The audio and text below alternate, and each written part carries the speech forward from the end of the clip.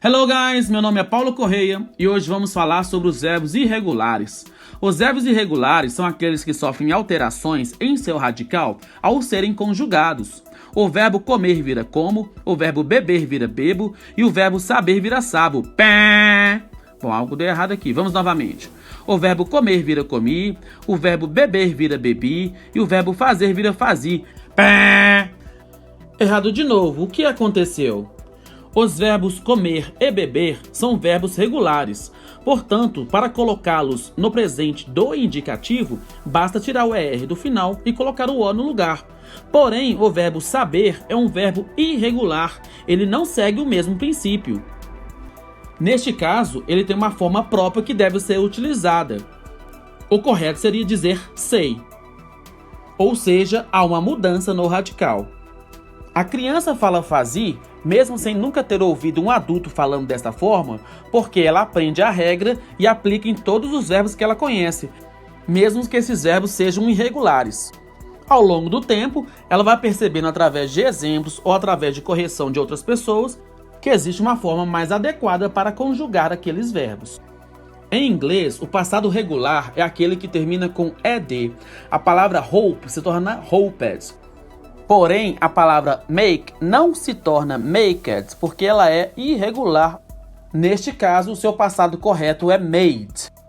Assim como em português, o ideal é que se aprenda inglês através do uso, ou seja, através da língua em contexto. Porém, sabemos que a maioria dos alunos, principalmente de escola pública, não tem essa oportunidade. Então, o que fazer? Assim como na matemática ou física decoramos vários cálculos e fórmulas, em inglês nós devemos dedicar um tempo ao aprendizado da tabela dos verbos irregulares. Saber os principais verbos irregulares e sua conjugação facilita o aprendizado e a aplicação dos termos verbais como o simple past e o present perfect, o que permite que possamos nos concentrar na aquisição de proeficiência, sem travarmos a cada vez que conjugarmos um verbo irregular.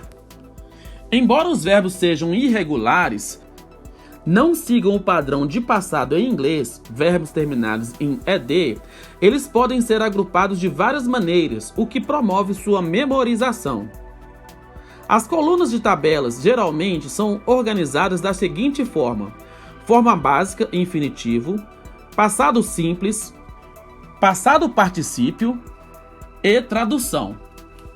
Os verbos são dispostos por ordem alfabética e podem ser divididos por formas semelhantes como infinitivo, passado simples e passado particípio iguais, infinitivo e passado simples iguais, passado simples e particípio iguais, infinitivo e particípio iguais e verbos terminados tanto em ed quanto em nt.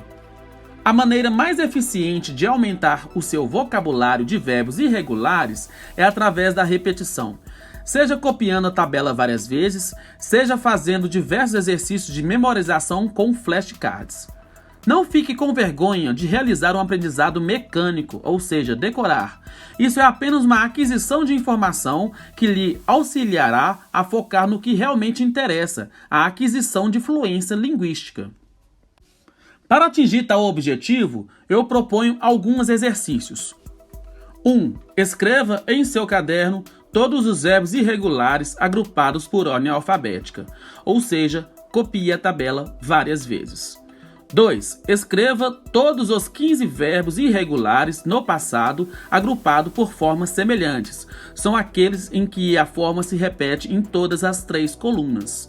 3. Escreva em seu caderno os 2 verbos em que o passado e o particípio podem ser terminados em nt ou ed, ou seja, ele é tanto regular quanto irregular ao mesmo tempo. 4. Escreva o único verbo em que somente a forma básica e o passado são iguais.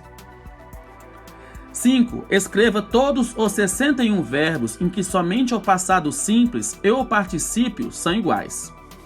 6. Escreva em seu caderno os 3 verbos em que somente a forma básica, ou seja, infinitivo, e o particípio são iguais. Observação: você não precisa necessariamente encontrar os mesmos números que eu encontrei. As tabelas podem sofrer alterações. Os números serão parecidos, mas podem não ser iguais. Ficamos por aqui. See you later!